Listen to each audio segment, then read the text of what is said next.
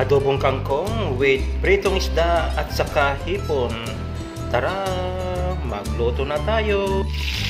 Ito, piniprito lang natin ang ating sahog na isda at saka hipon.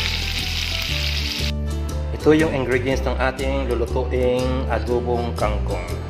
Ayan o, may fried fish at saka hipon. Ayan, may sibuyas, bawang at saka sili.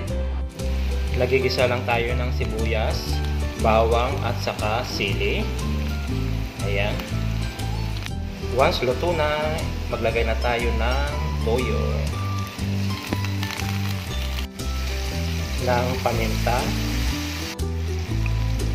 ng konting oyster sauce.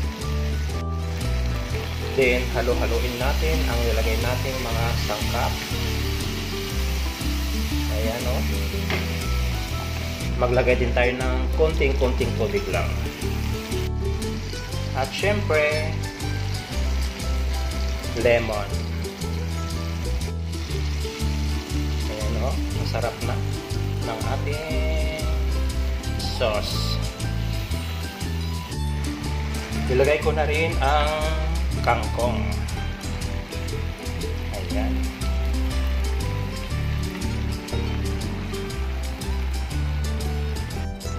Takpan natin para maluto ang kangkong. Finally, ito na po yung ating adobong kangkong.